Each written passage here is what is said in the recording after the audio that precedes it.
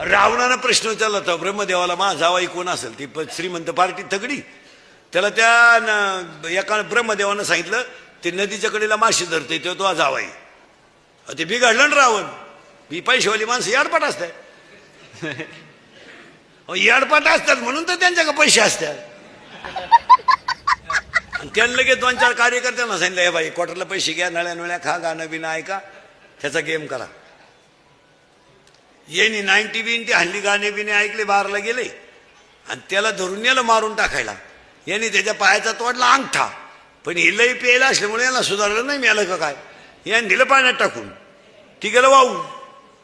अहो ते वाहून गेलं तर ते आशा नदीच्या कडाला अडकलं झाडाला पहाटी. त्या नगरीचा मेलता राजा. आणि त्या नगरीचा नियम असा होता, सकाळी सापडन तो राजा. हे दिवस उगताच दिसलं ना. झालं ना राजा. त्यानंच पोर केली बायको रावणाची. मग रावणानं जावाई बोलावला धोंड्यात आणि म्हणला, माई पोरगी माशी धरणारा जाणार होती, मी राजाला दिली, तुम्हाला वावळात पडणं करून तोचे मी. बाय तुझ्या कार्यकर्त्यांचा पराक्रम.